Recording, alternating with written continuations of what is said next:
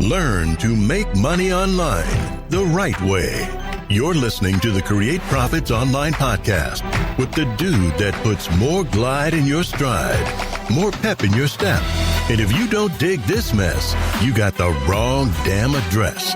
From the back of the shack, getting down to the nitty-gritty in the big city, here's your host, Todd Snively. And he's looking damn pretty. Let's go.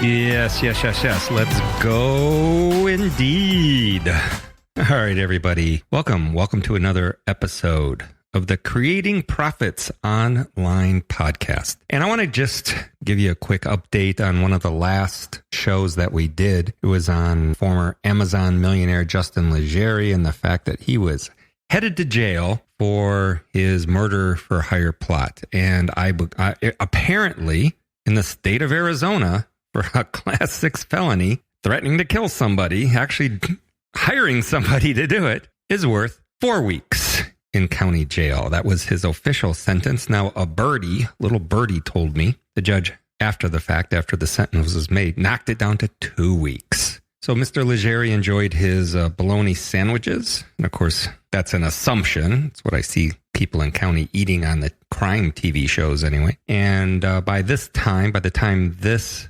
podcast is out and live, he's back in the real world. And again, my only wish for Justin Legere is that he bottomed out enough to be able to turn his life around and start being the wonderful person that I know that he can be. All right, so let's get going today. What are we going to be talking about today? Today, I want to talk about something that I think bears talking about. A lot of people are curious about this, and it has to do with the differences about becoming a solopreneur versus an entrepreneur. What are the differences? I know a lot of people are interested in starting their own business, and they're either going to start it as a solopreneur or as an entrepreneur. So, if you're interested in starting your own business, becoming a solopreneur, this episode's for you. And as a solopreneur, you're going to be responsible for your own productivity. And that can be very difficult for people.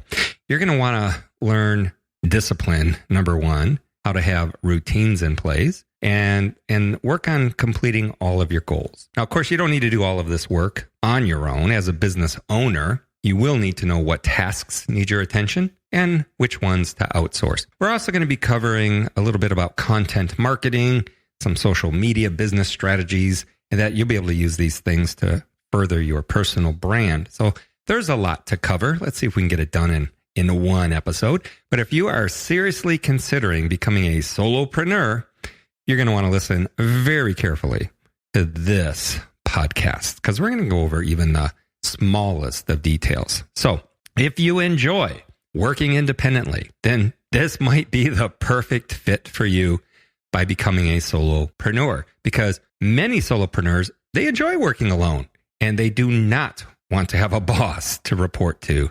Kind of describes me 40 years ago. 40 years ago. Oh my goodness. Now you may even have some ideas in your head already for what you want your business to be. Just from talking a lot of you out there, I think some people aren't sure what actually a solopreneur does. Many people still confuse this term with the term entrepreneur. And while they have many similarities, they also do have some essential differences that you're going to want to be aware of. So first of all, what is a solopreneur? A solopreneur, that's an individual who runs their own business. They do not require any co-founders, partners to start up. They don't have any W-2 employees. The solopreneur is comfortable running all of their business tasks and all of the projects themselves. Now, this requires that they have many skills on a broad range of topics. Now, that doesn't mean that a solopreneur can't outsource some of their work to contractors or freelancers, but they don't need to give a W-2 to anybody. This allows them to still work with professionals to help build their brand while not having any employees. Now, a solopreneur, you can fall into many different industries. You can be a freelance graphic designer or writer. You can even be a virtual assistant as a solopreneur, a business consultant, or any kind of small business owner, things like even social media manager or affiliate marketer, anything that you're doing on your own, that you're not working for someone else. And it's expected that independent workers receive actually more career opportunities within the next few years, because records indicate a majority of solopreneurs feel more comfortable working on their own and prefer it over traditional jobs. No kidding. Many also feel less stressed with their work and believe it's much better for their mental health.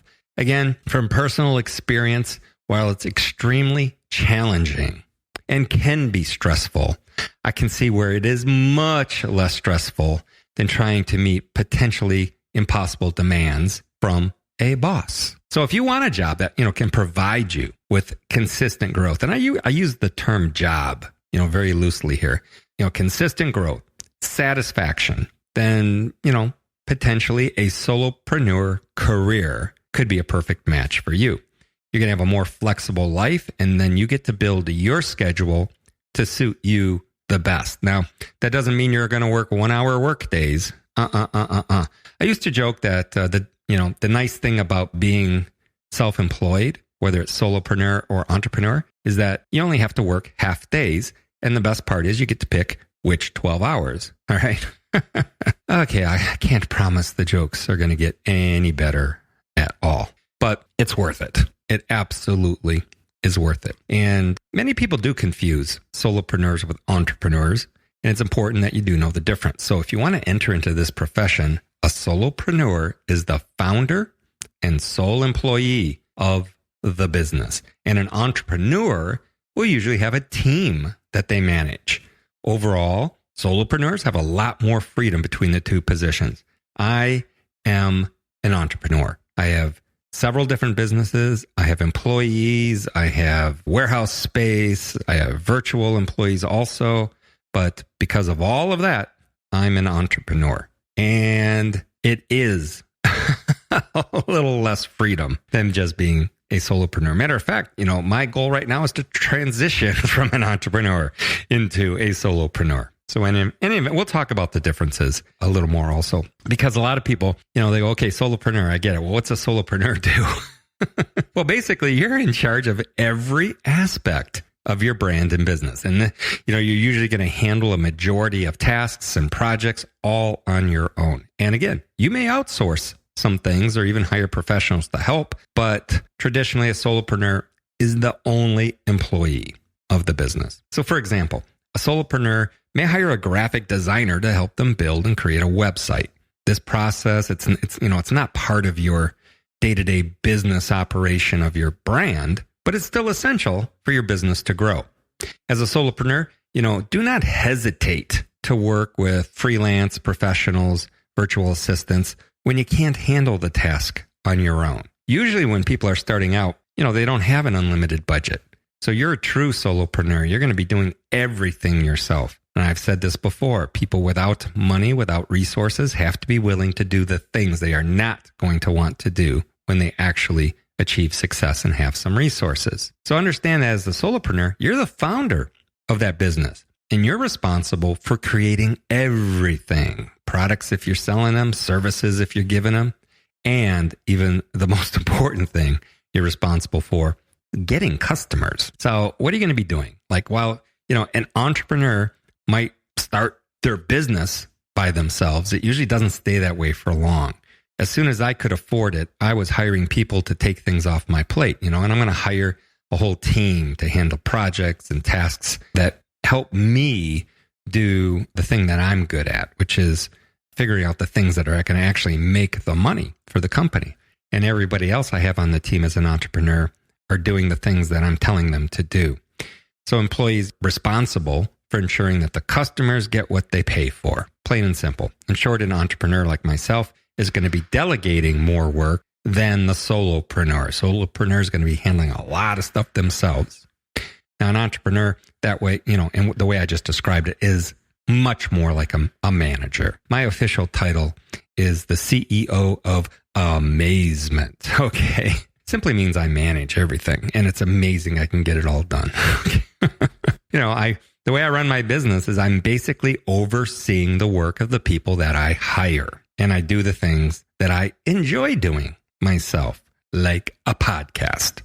And many people, they feel more comfortable as a solopreneur because they're not really great managers. Okay, so understand that. If you don't think you're going to make a good manager of the people you're hiring, then you're not going to be a good entrepreneur. And maybe you should think about just being the solopreneur. Because as you build your business, you will start noticing more opportunities coming your way. Once you get the ball rolling, trust me, it's going to get a lot easier. And that initial push can be very tough. But soon you're going to have the chance for plenty of professional growth. And that can include, higher cash flow, making more money, reaching, your career goals, learning new skills, and gaining more experience. I look back on my 40 years, and every one of those, I've seen incredible growth. So it's not going to happen overnight, but it's going to happen if you stay at it, because professional growth is essential for any solopreneur to succeed.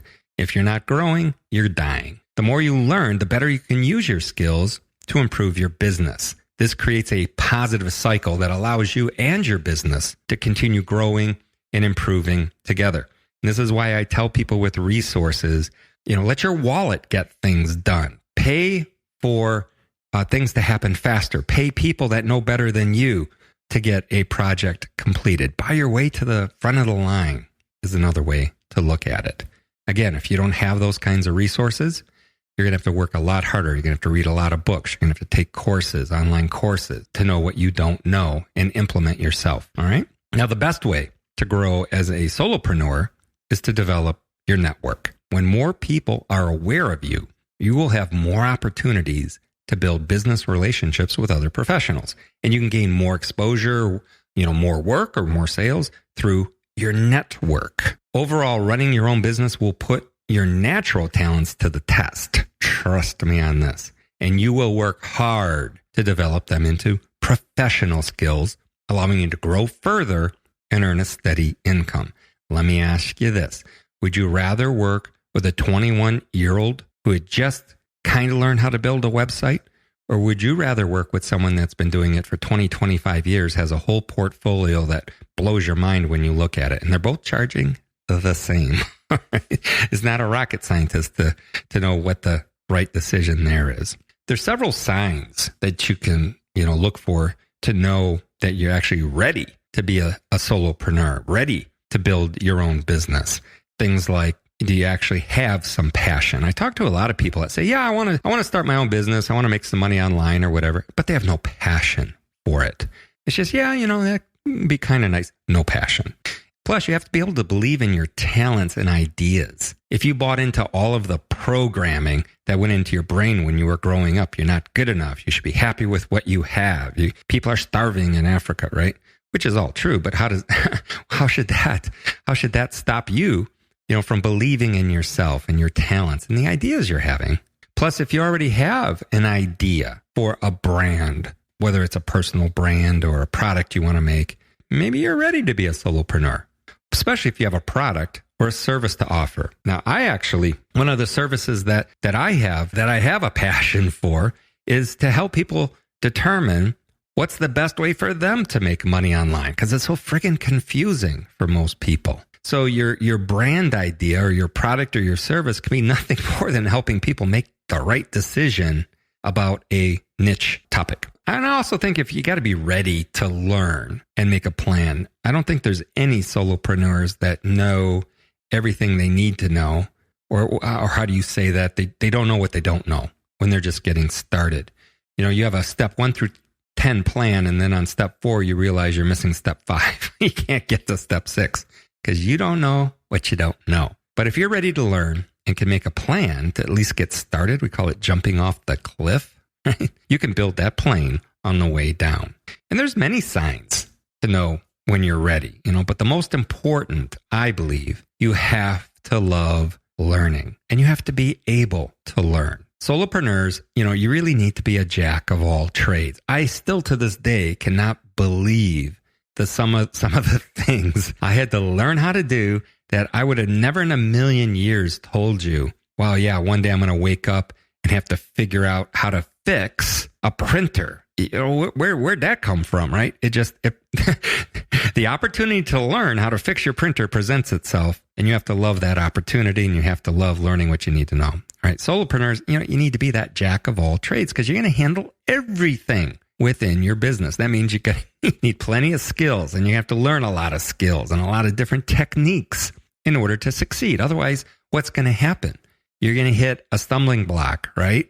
And quit. Oh, my printer's broken. I guess I should go back to working at McDonald's. No, fix that printer. Okay. Now, this should be obvious, but all solopreneurs need something that you're passionate about. And even if you think passionate is too strong of a word, take it down a notch. But, passion would be good. You probably heard the saying, if you love what you do, you'll never work a day in your life. And we could debate that like all day long. Because I'll say, if you love what you do, I'll guarantee you the roadblocks that come along to derail you, you're not necessarily going to love. But that's why you have to be good at fixing stuff, solving problems. So this can be true for solopreneurs, that kind of an attitude. Love what you do, you'll never work a day in your life. Okay. Anyway, you're going to need to invest a lot of time into managing your business. But know that that's what's going to be what makes you grow. Plus, when the people that are watching you see that you love what you're doing, they're going to be much, much more interested in what you have to offer them. If you can't get excited about it, how do you expect them to get excited about it? Make sense? Now, you're going to need to create what I call a single business focus. And the very first step in starting that new business venture of yours is to choose a single focus. Solopreneurs, they usually cater to what's called a niche market where they can build an active and interested audience. You're going to want to have a steady customer base before you move on to anything else. And this I'm probably getting ahead of myself with shiny object syndrome, but just think single business focus.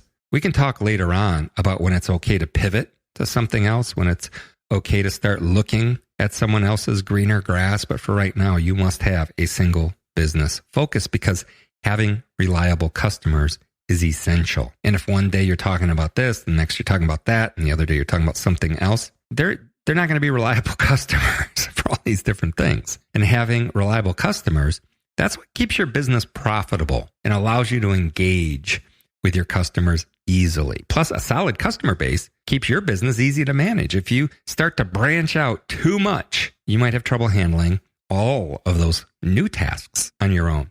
And this is why I really hate the term serial entrepreneur and maybe even serial solopreneur, right? And maybe hate the term is too strong. It's more that I hate people who use it in the wrong way, okay? Because being a serial entrepreneur probably means you've just failed at a lot of businesses and keep moving around. A true serial entrepreneur is one that starts with a single business focus and then builds within that niche, not going into completely different niches, okay? We can talk about that all day long. So I think what I really want to say here is that your single business focus will need to be at the center of all of your services and products. For example, if you're running a freelance graphic design business, you'd focus on delivering the graphics your customers wanted. You would likely not branch out too much into other areas. This is another difference between entrepreneurs and solopreneurs. An entrepreneur who runs a graphic design business would have a team of designers working for them. They could offer more services, which would be hard for a single person to do. Still, your single focus should be, what you love, or at least like more than you hate, right? I get, these extremes, I get a little twisted over passion and what you love. But, just having one main service or product, it's also going to allow you to cater to a niche market where there's less competition. Many independent workers can meet all of their goals by doing this. So before you start working as a solopreneur, you need to know how to sell to a niche market. This is why choosing your business focus, your business focus is going to be the center of everything that you do. You don't want to pick something that you might dislike or grow bored with later, or really don't even know that much about. So you can ask yourself, I'll give you permission, what is your passion? Do you have any hobbies you want to market? If you love what you do, you are much more likely to succeed. But I've had some very successful niches where I wasn't all that passionate about. I got passionate about the money that those niches provided me.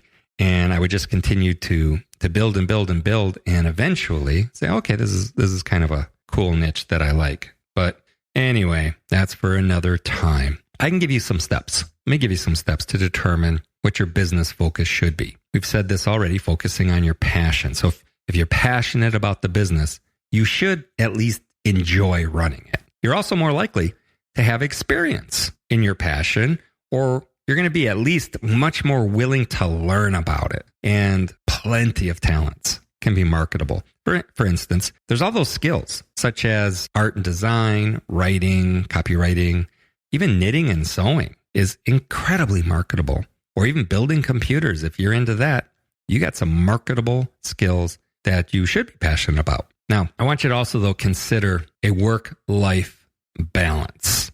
For many people, balancing the time you spend working is really important. You want to ensure that you have time for other things like your hobbies or even just relaxing. And most importantly, spending time with your loved ones. You might want to avoid creating a business that requires super long working hours. And even though you can work from home, that does not mean you want to spend all your time on the clock. And this whole concept of work-life balance, again, we could do hours and hours of content on that. If you are, because I'm going to give you permission actually to work 20 hours a day if you want to, and if anyone significant in your life is behind you on this, if they have the same vision that you do, if they're willing to support you while you put in a little extra time, then you have the proper work-life balance. It's usually when a spouse and a significant other, whatever, has a completely different idea of what work-life balance should be, is when you start to get into trouble. Now, you're going to want to actually also do some testing on your focus here. So before you get the business officially running, it's important that you test your idea. So you're going to want to research how much demand is there for your product or service? How much is it going to cost to get your startup running, and can you afford it? And what is it that you're going to do to stand out from the competition? What makes you unique? And does your product or service actually solve your audience's problems? It does you no good whatsoever. Try to get out there and market something that's not going to solve anybody's problem. Then you're going to want to make a plan. You're going to want to write out your business plan, and this is going to include all the small details as well as your large goals. And be sure that you include how you plan to achieve them. It's like figuring out what you want, figure out how to get what you want, and then do those steps, right? But make sure you write this thorough plan. Ensure you've thought of everything through, giving you a much better chance at achieving success. I've always used this example of making a peanut butter and jelly sandwich. So if the task, right, if the business plan, the end result is to have, the most delicious peanut butter and jelly sandwich that you can, you got a lot of small details to figure out. Because generally when I ask somebody who says, I want to be a solopreneur, I say, okay, your job, your business is to make a great peanut butter and jelly sandwich. How do you do that? I go, easy. You get 2 slices of bread, you slap some peanut butter, some jelly in there, put them together, you got a peanut butter and jelly sandwich. I said, you are going to fail. Because the very first question I'll ask him is, well, what kind of bread? Where did you get this bread? How did you physically get to where you have to go to where the bread is? What kind of jelly? And we can go down the jelly road for an hour. What kind of tools do you need? How are you going to keep this bread safe and fresh? You get what I'm saying? Details. You want to write a thorough plan, because what's going to happen is if I say, well, where are you going to get the bread? And if you don't know where to get the bread, you need to do some research. Otherwise, you're never going to complete all of the steps to get that sandwich made. So if you're still having trouble determining, what your business focus should be, that's okay. That's fine. You're going to want to spend a lot of time thinking about your focus and how you're going to achieve it. And it's okay.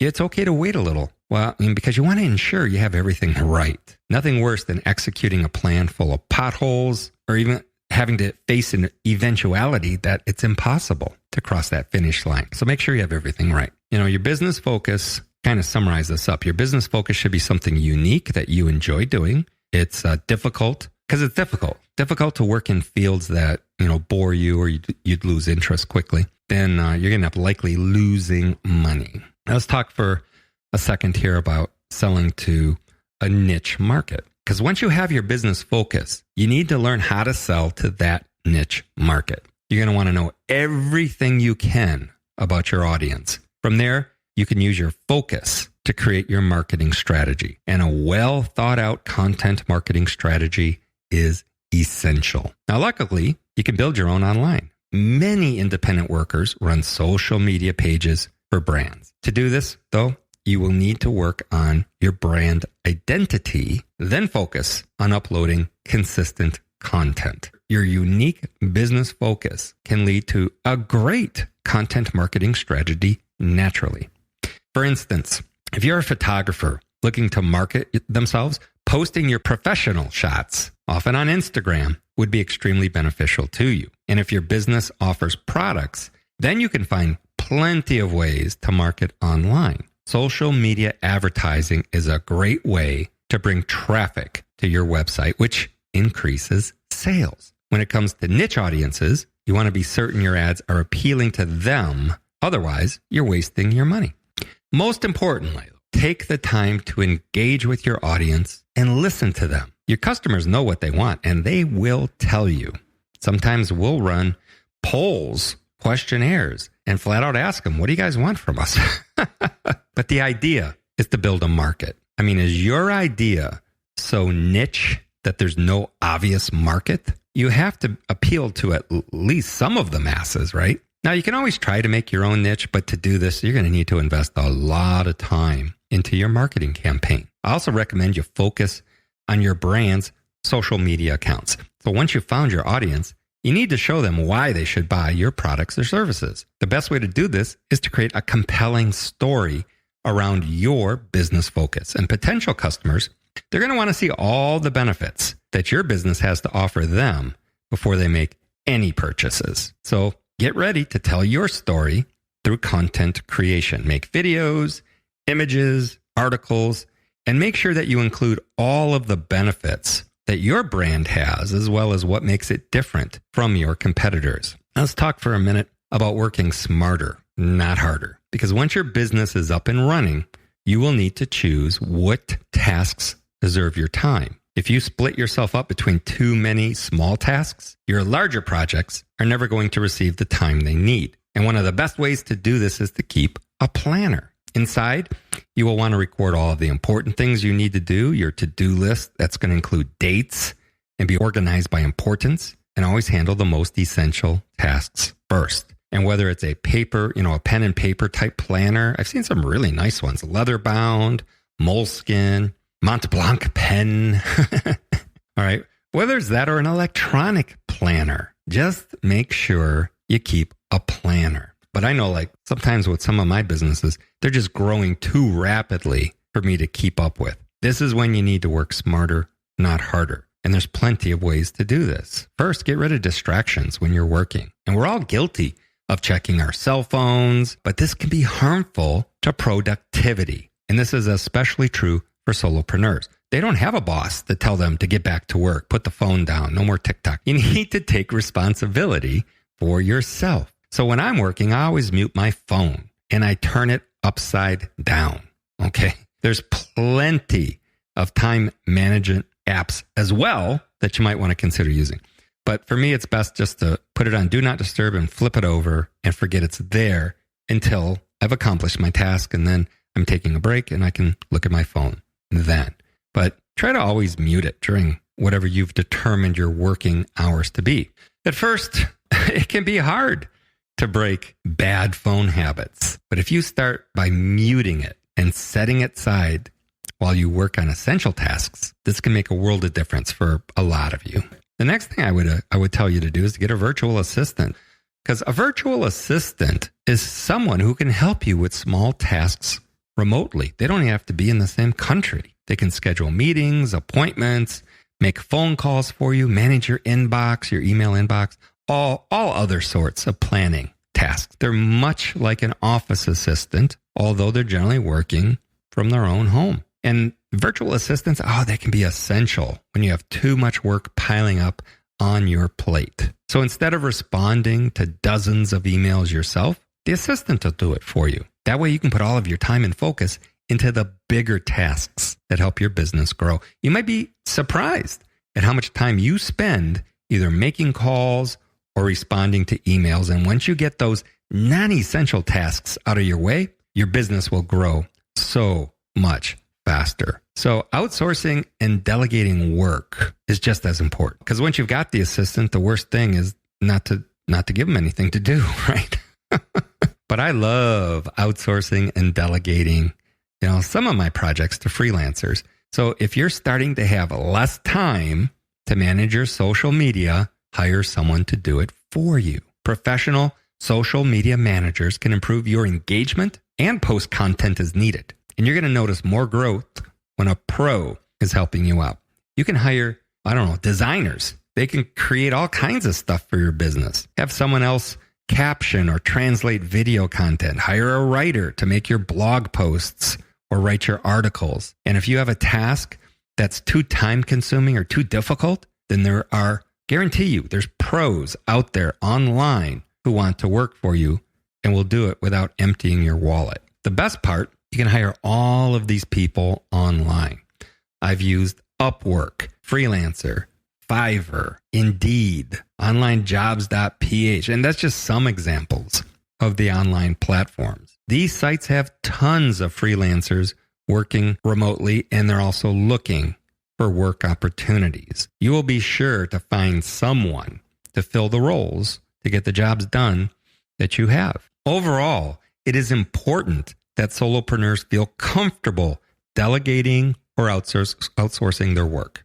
Because as your business grows, there might be too many projects for you to manage all at once. By splitting up the work among others, you're ensuring you have enough time to complete your essential tasks. Of course, every solopreneur is also going to need solid time management skills. And here's some quick tips to build your time management skills. First of all, start your projects early. Don't wait till the last second, okay? Make sure to prioritize important tasks. Plan ahead often. Make a daily to-do list. I cannot begin to tell you how much that one has helped me. And take breaks. I love taking my breaks, okay? You can then also schedule and plan around deadlines. Keep your work areas organized and track when you are the most productive and work during those times, especially if you have something really that you're putting off. We call it eating the frog. When you need to eat a frog, work on either a big task or something you perceive to be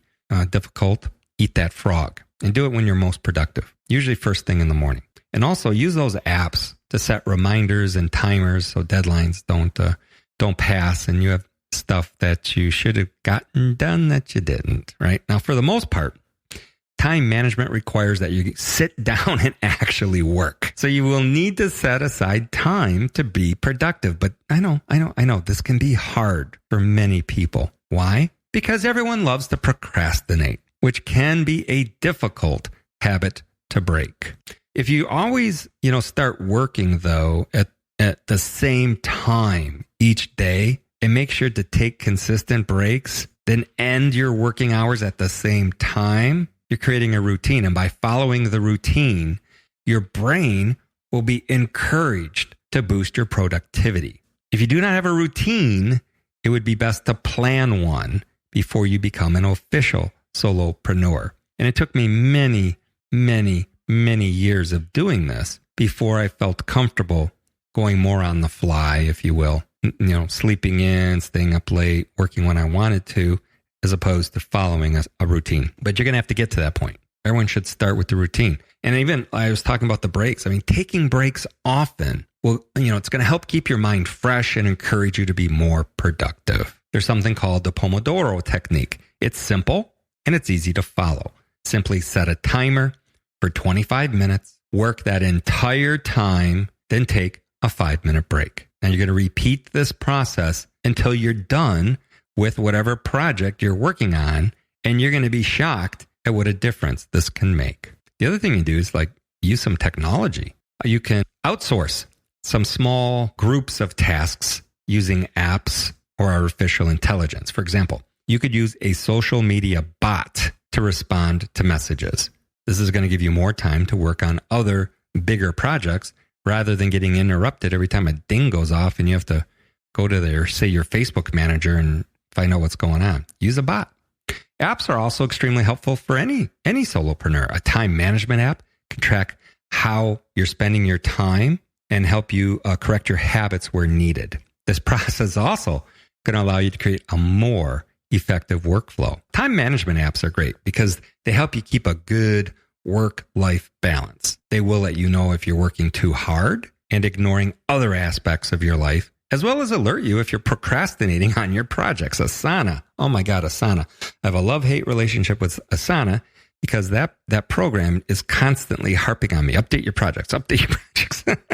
But these apps are also great for determining what tasks are taking up the most time, allowing you to determine if you're spending your time wisely. Overall, every solopreneur has a wide range of technology available to them. You can make use of the apps and the AI to help outsource your work, as well as review the way you're currently spending your time. I'm going to call that it for today, but I still have a lot more to say. We're going to talk about, how to stay productive and everything else that you need to know about solopreneur success. So for now, I want to say thanks for spending some time with me. I hope you got something out of the podcast, and I look forward to talking to you next time. Remember, do something every single day to move yourself towards your goals. Take care.